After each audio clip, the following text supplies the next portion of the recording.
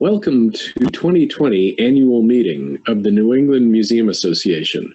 And what better way to start than by honoring excellence in our field? This year's NEMA Excellence Awards recognize individuals in our region for outstanding museum practice. Nominated by their peers, the awardees demonstrated passion, commitment, and vision in their work for and with New England's museums. Their work makes us better as a community of museum professionals and as a field.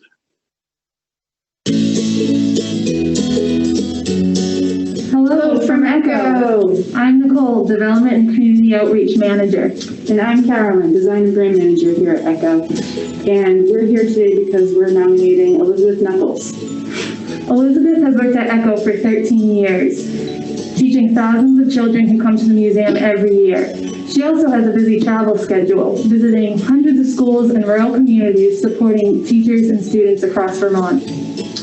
Elizabeth also is in charge of our Science and Stories program. And when COVID hit, she and her partner David decided to film them online.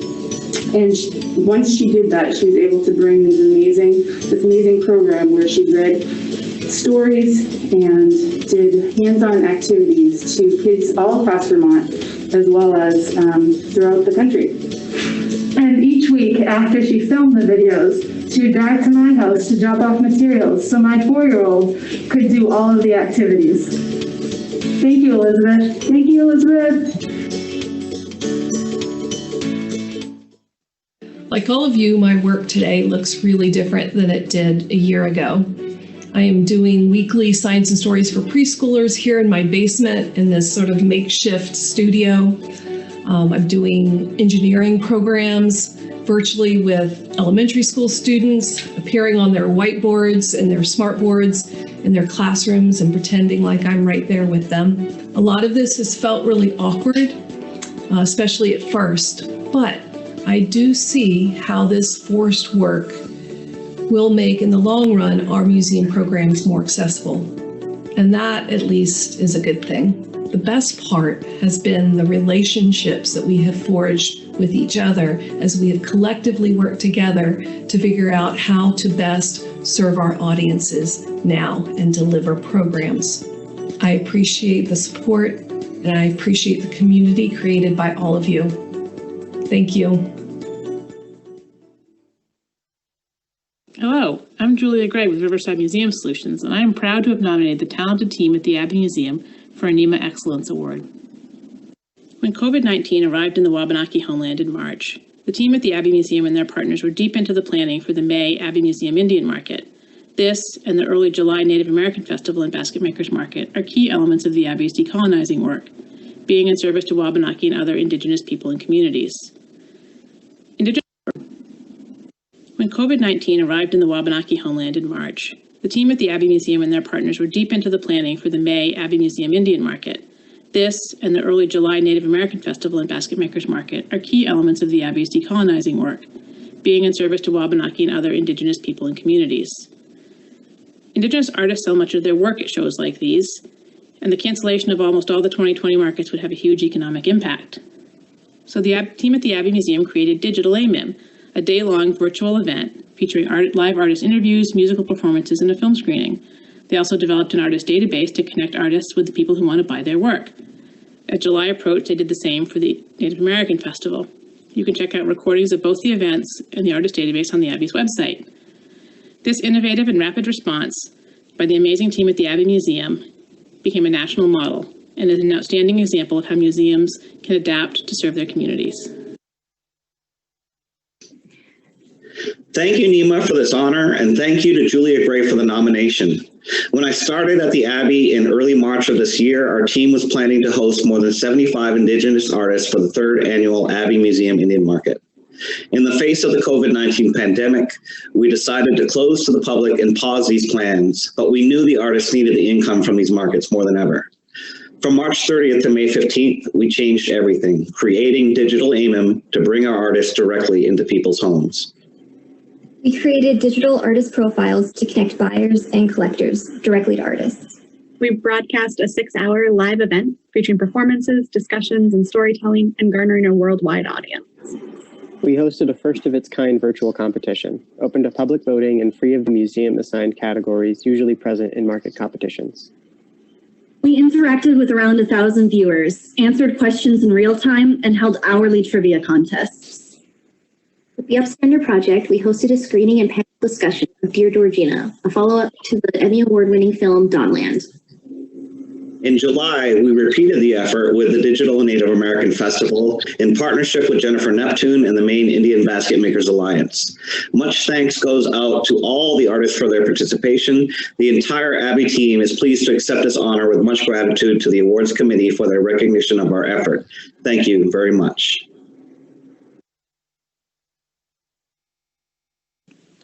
Chris Kaufman's official title at Lexington Historical Society is Education and Interpretation Manager, but he has always been so much more. And this year it was Chris who helped us stay afloat the most. When we had to physically close back in the spring, he was able to quickly pivot our educational program online, offering free 3D virtual tours of all 3 of our historic house museums, as well as virtual live tours for school kids and even a virtual summer camp. Over the course of the year, he was a tremendous help with several major fundraisers and also acted for several weeks as our temporary executive director. He did all of this with incredible calm and leadership while working from home and caring for 2 kids under the age of 5 simultaneously, while his wife Sarah worked tirelessly at endless hours in her role as a nurse in a hospital. We couldn't have gone through this without you, Chris, and we're so glad that you're receiving this award today. Hi, everybody. I'm Chris Kaufman, and I am the Education and Interpretation Manager here at Lexington Historical Society. Normally during a busy summer season, you can find me bouncing in between Buckman Tavern or the Hancock Clark House or Monroe Tavern. But obviously with the circumstances of today's world, I've been working from home a lot, but we have been working on trying to turn our visitor in-person experience into a virtual experience in the start of the spring and the early summer. So that took up, it's what I worked on a lot. And then luckily we were able to open in October here at Buckman Tavern. So here I am in Buckman Tavern in the tap room. So it's been one of my really big achievements that I'm really proud of, is that we were able to kind of turn this historic space into a socially distanced historic space and be able to welcome some visitors for the month of October and November. So that's been a really big project that I'm really happy about.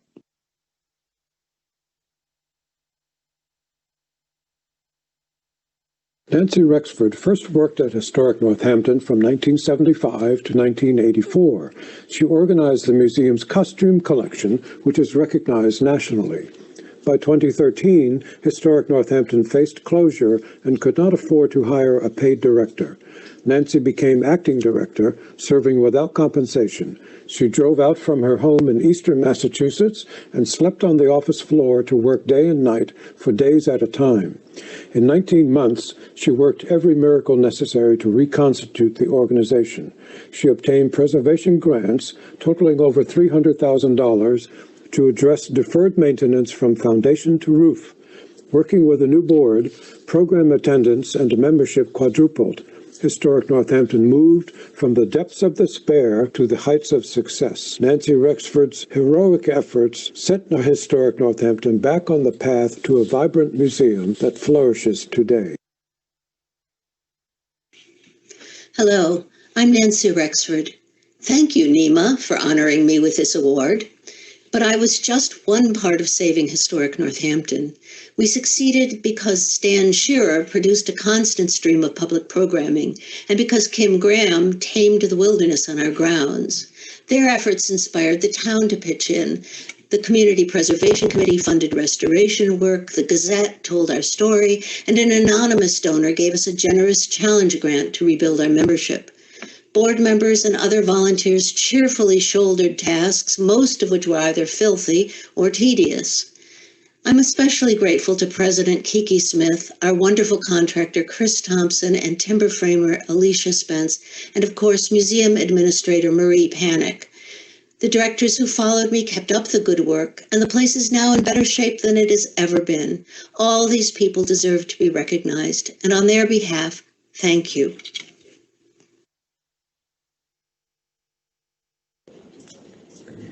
Hello, my name is Nicole Mello. I work at the Longfellow House, Washington's headquarters, National Historic Site. I'm unfortunately not on site today. We have not been on site all season because of the pandemic, so we've been doing totally remote programming, which has actually been really cool, and part of why I'm really excited about the NEMA Excellence Award. We've been doing a lot of interpreting queer history online, which makes it a lot more accessible to people who haven't been able to come into the site. I've been doing a lot of work interpreting, researching queer history at the Longfellow House in the few years I've been there. So now that I'm able to actually reach out to people outside of the community of Cambridge, Massachusetts and Boston, Massachusetts, and start going not only to the opposite coast, but now around the world, it's been a really unique opportunity. So even though I can't be at the site and I can't be at the NEMA conference in person, it's kind of a really awesome season to try all this new stuff. So thank you so much for acknowledging this and helping me work towards making queer history just part of history. Hello, my name is Pilar Garrow, and I'm the Director of Development here at the House of the Seven Gables in Salem, Massachusetts, and also a NEMA board member. I nominated my colleague, Julie Erison Bishop, for a NEMA Excellence Award to honor the incredible amount of work that she has done this past year. In just 1 year, she has implemented a new interpretive plan. She has stepped into this new role of Director of Community Engagement, taking on so much more work, including visitor services. And she has beautifully executed a COVID-19 response and reopening plan for the House of the Seven Gables. In a nutshell, Julie has done it all, the amount of 3 or 4 people, and she's done it with a ton of grace. Thank you, Julie. So for this, I am honored to nominate you and award you with a NEMA Excellence Award. You are a rock star. Thank you for everything you've done, Julie. My name is Julie Erison Bishop. I'm the Community Engagement Director at the House of the Seven Gables. And I just wanted to send a thank you for the NEMA Excellence Award for 2020. It has been a really long year for all of us in planning and figuring out COVID and coming up with the next steps forward for all of our different institutions. So I also just want to congratulate all of you out there for making it through a year with some really difficult decisions and really difficult planning. In some ways, I think that we all deserve a NEMA Excellence Award for this year. I love museums. I love everything that they stand for. I so appreciate the chances I have every day to educate the public and educate school children and work in the variety of settings that we have, both in person here at the House of the Seven Gables and virtual and online settings, and really being able to share 4 centuries of New England history with everybody who we encounter. So again, I just want to say thank you so much to the New England Museum Association and my colleagues for this award. I am honored and touched and greatly appreciative. Thank you. Hi, I'm Jeff Rapsis, Executive Director of the Aviation Museum of New Hampshire. That's where we are today, and I'm here to tell a little bit about what we're doing in our programming. One thing that we've been doing in the last 2 years is we've had an innovative high school outreach program in which we have students building an airplane, high school students building a plane. What could go wrong? But as part of our educational outreach program, we want to work with students to inspire them to know about careers in aerospace and aviation. And so what better way than to get into the classroom with them and help them work on a project that they will never forget. And so I will show you, we have right here part of the airplane that is now under construction at the Manchester School of Technology by a team of about 20 high school students. Every day they have workshop time. They go in with a team of volunteers from our aviation museum community, and they work on assembling what's called an RV-12 IS, a light sport aircraft. It's a 2-seat, it's an all-metal aircraft. And let me show you a quick picture of what that looks like when it's done, if you can see. That's what they're building. And it's a hands-on experience that allows students to take what they learn in their science and math and engineering classrooms and put it to work in the workshop with people who have done this before. And so there's a remarkable knowledge transfer that's part of this program that I think is one of the best things about it. And also, when the plane is finished, it gets sold on the open market. There's a market for these planes. And the money will be used to pay for the next series of kits to build another plane. So students will continually have this assembly line going, and it's a self-sustaining program. So that's an example of what we're trying to do at the Aviation Museum of New Hampshire, to go beyond our museum's four walls, reach out to the community and involve the business community and the public and the education community in a partnership in which everyone benefits. I hope you can come visit us at the Aviation Museum. We're at Manchester Boston Regional Airport. See you real soon. Hello, I'm Scott Smith from the Bruce Museum. I am proud to have nominated my colleague Corinne Flax for a NEMA Excellence Award. 2020 has been a trying time for us all on numerous fronts, and Corinne has more than stepped up to the challenge. As our manager of community and school partnerships, she has forged close ties with area schools, and in particular with diverse groups that have traditionally been underserved by cultural institutions. As the pandemic crisis spread, she and her fellow educators at the museum shifted rapidly to offering online programs, from backyard lessons for budding naturalists to art workshops for seniors. And in response to the ongoing Black Lives Matter movement, Corinne has been instrumental in developing a series of resource materials and online tools aimed at helping families have productive, age-appropriate conversations about the topics of race and racism. Congratulations, Corinne, on being recognized by NEMA for all your hard work and success. Hi, I'm Corinne Flax, Manager of School and Community Partnerships at the Bruce Museum, and I want to thank Scott Smith for nominating me for an NEMA Excellence Award. And can you believe it? I actually won! Amazing. So thank you so much. I just want to say that I am grateful for the opportunities that my job presents me with every day to partner with amazing community organizations like Ableist, Building One Community Center, the Greenwich Senior Center, the Greens of Greenwich, the entire Greenwich Public School District, the Greenwich Arts Council, and so many more that I can't even name right now. The opportunities at this job to work within the community have been absolutely astounding, even when I'm working from my kitchen here at home in Harlem. And so I just wanted to say thank you so much, and that every single day that I get to work with our community is a good day. So thank you.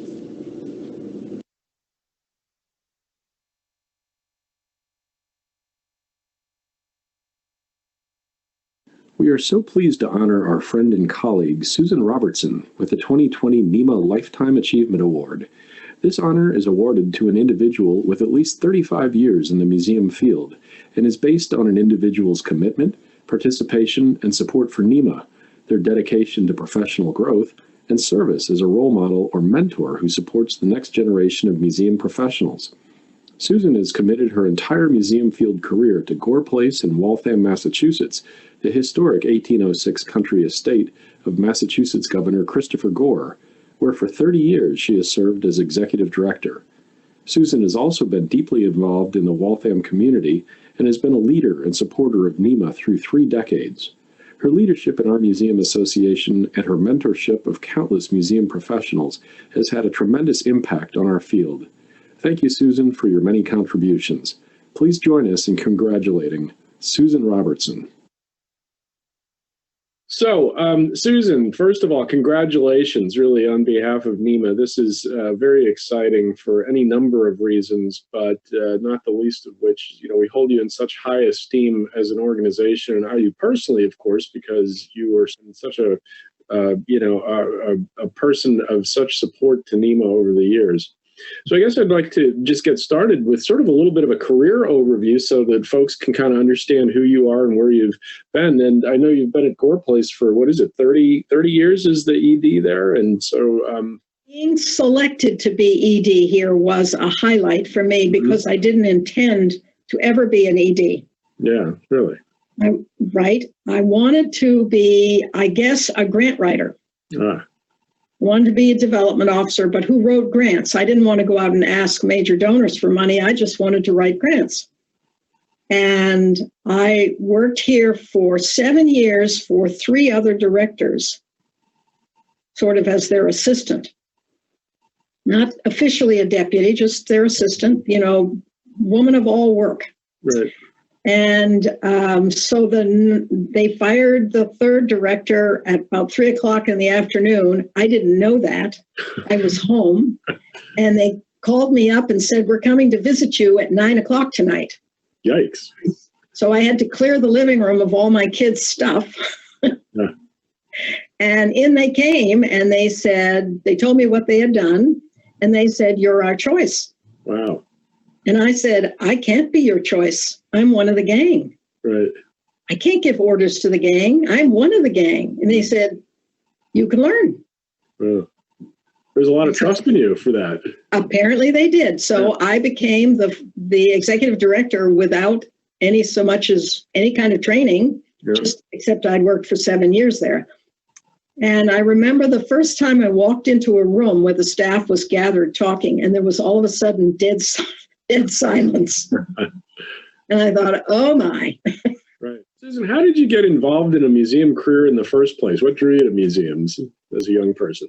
Gore Place is the only museum I've ever worked for. Mm-hmm.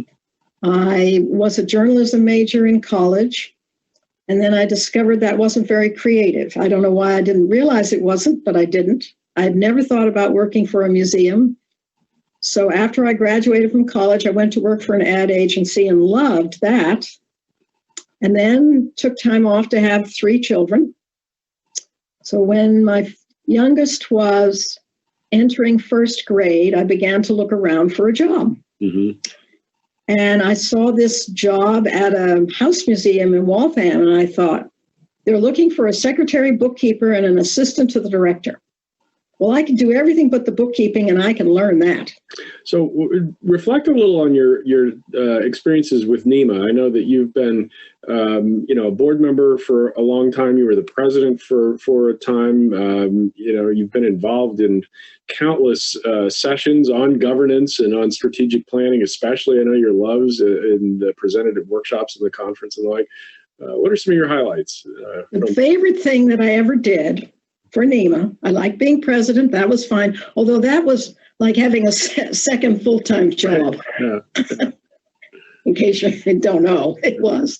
Because there was a lot of upheaval in NEMA at that point, and I just fell square in my lap, and I thought, oh my word, I don't want to be the head of NEMA too. The best thing I did was the PAG Roadshow called Successful Strategies for Small Sites or Small Historic Sites or something like that. And it ran like 1996, 97, 98, 99. And then I think it was taken over by someone else. Mm-hmm. And it was basically running a house museum 101. And it meant that 2 or 3 times a year, I traveled around the region. I would gather a few EDs before I left, and they would meet me and bring a coffee pot and a bunch of donuts.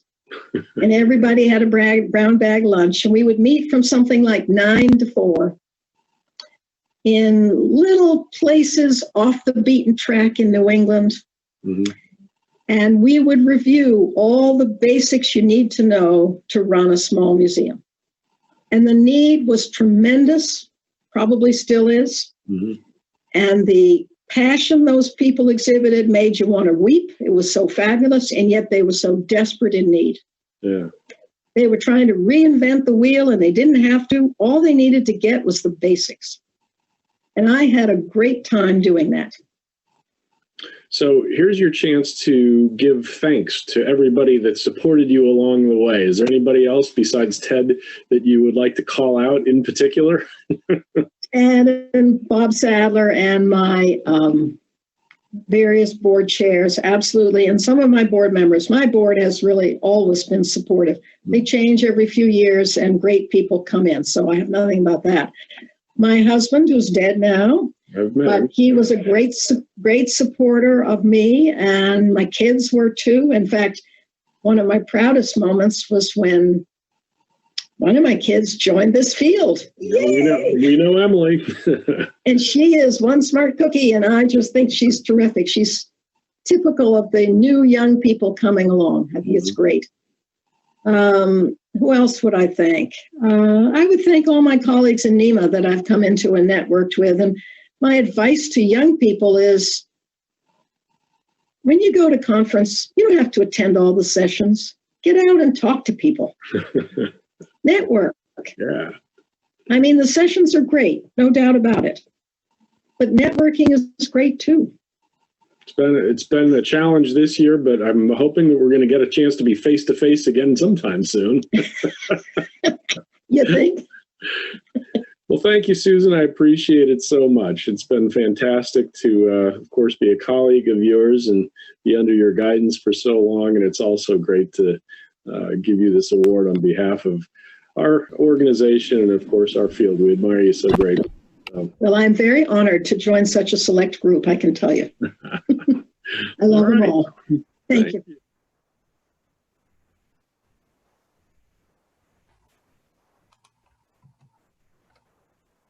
So there we go. How do we do this? We need to give a round of applause. We got the little reaction thing. We can unmute maybe and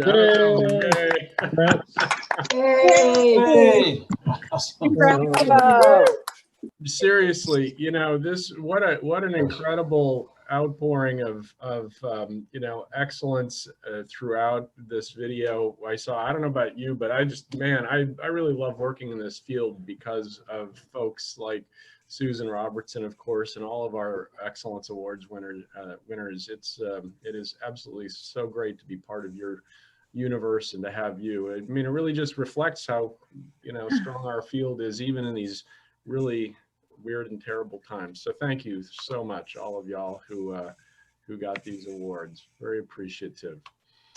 Okay, so now we are entering the business meeting part of the annual meeting, and I am going to share with you a PowerPoint here. And the first order of business is our election of new officers for the year. And we're going to have a vote on both officers and on board members. We'll do that together. And what I'm going to do is introduce the board slate of officers and board members, and then I'm going to turn it over to NEMA President Doug Stark to actually call for the vote. But I'm just going to put in, first of all, my gratitude to the board generally, but also in particular the efforts of the nominating committee this year to, you know, of course, in our COVID time period, it was difficult. Matt Kirkman on our board was the chair of that committee, and his committee really worked hard to put together a great slate of officers and board members. So the officers this year being nominated for president is Sue Gaganian of Historic Beverly. First vice president will be Becky Bolio from the Florence Griswold Museum. Vice President Pilar Garo from the House of the Seven Gables, whom you saw just a minute ago on video. Vice President Christina DeRocher from the University of New Hampshire Art Museum. Treasurer Pat Morse, who's with Feingold Alexander Architects and also the USS Constitution Museum.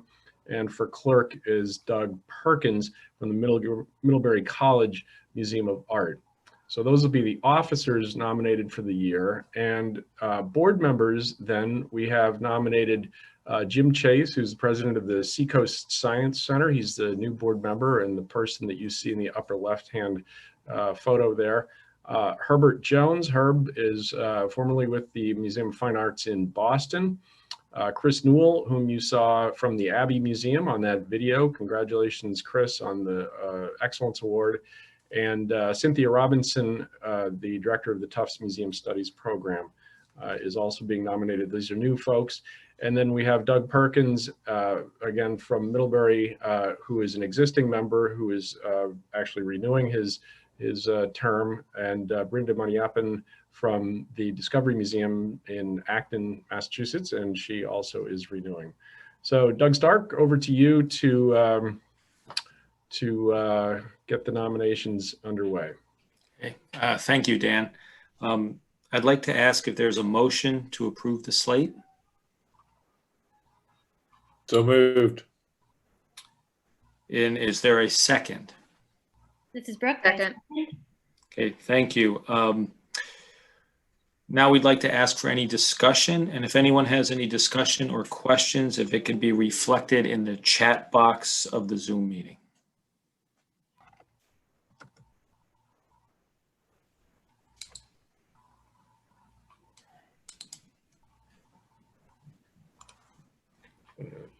See if there's any discussion, or it looks like there's none, Doug, so go ahead and... Okay, we'd like to ask for a vote. If everyone can click on the thumbs up symbol in the reaction area.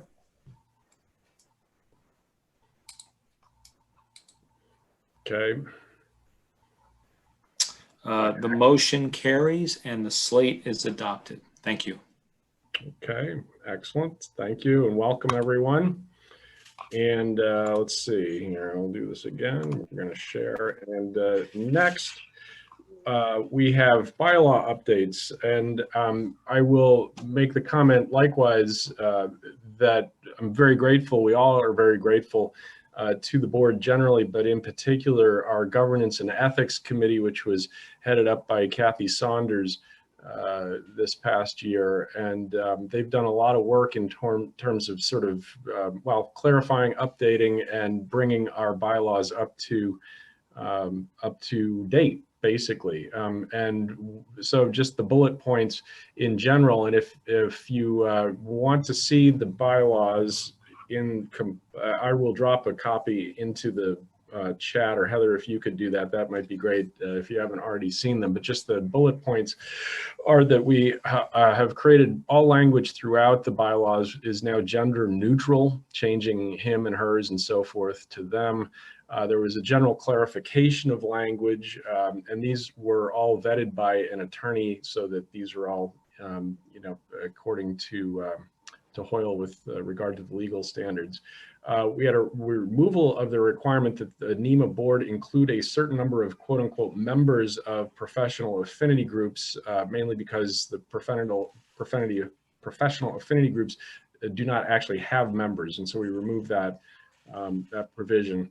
There was an addition of a provision to allow for electronic voting in board decisions, obviously something that's essential in this era of COVID. There was a clarification of the role of the executive director, and there was a provision to extend the board term of the president so that they may complete a second one-year term as president per the bylaws and subject to full board approval if necessary in the future. So that's in general what the bylaw update is all about this year. Doug? Great. Is there a motion to approve the bylaws? Yes, there's a motion here. Thank you. Is there a second? Second. Second. Thank you. Again, we'd like to ask for any discussion to be reflected in the chat box. Any questions or discussion about the bylaw changes? Seeing none, Doug, you can ask for the Okay, vote. we'd like again to ask a vote by clicking the thumbs up symbol in the reaction area. Excellent. Thank you. The motion carries and the bylaw changes have been adopted. Dan, back to you. Great. Thank you. Thanks so much. Appreciate it, everybody. And thank you, Doug. I'm very, very grateful for your leadership over this past year as the president, and of course, your 9 years as a NEMA board member. Your guidance and wisdom has made a big difference in our organization. I'd like to spend the next couple of minutes just giving you an overview of what's been happening here at NEMA as kind of a state of the association and where we're headed in this coming year. First, the obvious. Friday, March 13th was a day which will live in infamy for us all. Of events that propelled us into our new world. We shut down our office in Arlington, and once the four of us NEMA staff members got acclimated to working from home, we began to assess where NEMA could be most helpful to our membership. We realized that our value to the museum community would be to keep people engaged with timely information, connecting everyone to share knowledge, and offer caring and compassion to those of us unsettled by the trauma unfolding. Over the spring and summer, NEMA hosted more than 90 webinars, town hall meetings, social meetups, self-care sessions, and workshops. More than 3,000 people attended these throughout New England, and interestingly, from beyond our region So too. you don't have to leave the second. As a matter of fact, we had folks from places like Texas and California who joined as NEMA members and in fact donated to our appeal. So we had a reach way beyond where we normally do in our region. This was very gratifying because it became clear that we could serve our mission and expand our audience in spite of the fact that we couldn't host people face to face. Much of our time this spring was deciding whether to cancel our in-person fall conference in Newport, Rhode Island and move to a virtual format. Looking back on a short 8 months ago, it seems kind of quaint that we debated this at all, but at the time we all thought the pandemic would surely pass by the time of the NEMA conference, right? Well, I'm so very proud of our NEMA team for making the adjustment and working so hard to produce this virtual event. I hope you're proud of them too. I'm very happy to report that so far, our organization is weathering the storm. While individual memberships have declined since the spring, our institutional membership levels have held steady. And I thank you so much for sticking with us in this difficult time. Likewise, I'm so very grateful to our conference sponsors and exhibitors who have stepped up to help offset revenue shortfalls that have accompanied the move to a virtual conference. Their support has allowed us to make the conference accessible to all museum folks, regardless of their financial circumstances.